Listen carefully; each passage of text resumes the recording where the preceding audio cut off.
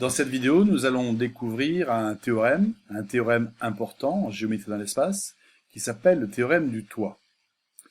En seconde, ce théorème ne sera pas démontré, il sera admis. De quoi s'agit-il? Au départ, nous avons deux droites. Deux droites dont on est assuré qu'elles sont parallèles. Par hypothèse, ces deux droites sont parallèles. Bien. On construit dès lors un plan qui passe par une des droites. Le plan rose passe par la droite rouge. On a également un deuxième plan, bleu, qui va passer par la droite bleue. Dans ces conditions, on va prendre comme hypothèse que ces deux plans sont sécants.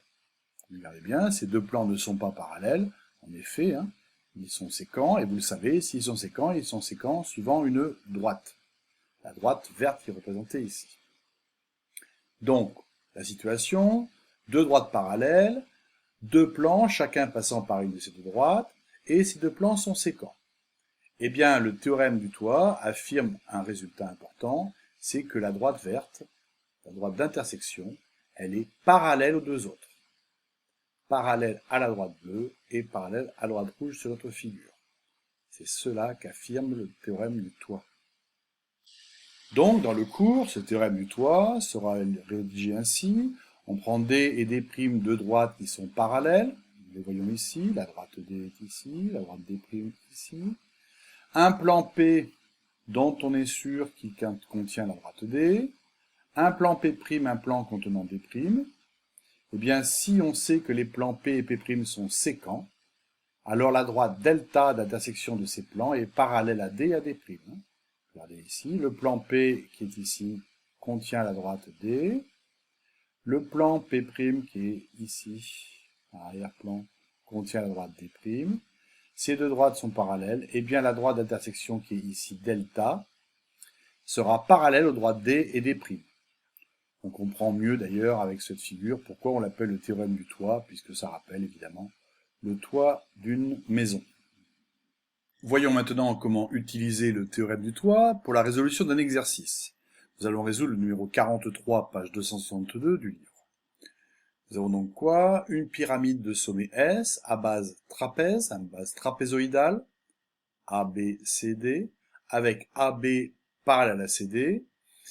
M est un point quelconque de l'arête SC. On considère le plan ABM, qui coupe la droite SD au point N. Démontrer, alors là on m'aide dans la consigne, puisqu'on me précise, on me conseille d'utiliser le théorème du toit, et on me demande de démontrer que les droites MN et DC sont parallèles. Nous allons résoudre cet exercice avec une animation GeoGebra. Nous avons donc ici à l'écran la base trapézoïdale ABCD, avec donc CD qui est parallèle à AB. Ça c'est la première chose. Je vais enlever ça. Et donc, nous avons notre pyramide, ici, qui ABCD, avec deux sommets S, et on prend un point M, qui n'a d'autre contrainte que d'être sur l'arête CS. D'accord? Et on choisit quoi? Alors, le plan,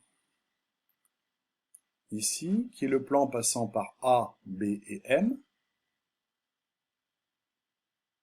Ce plan coupe l'arête SD au point N, que vous voyez ici.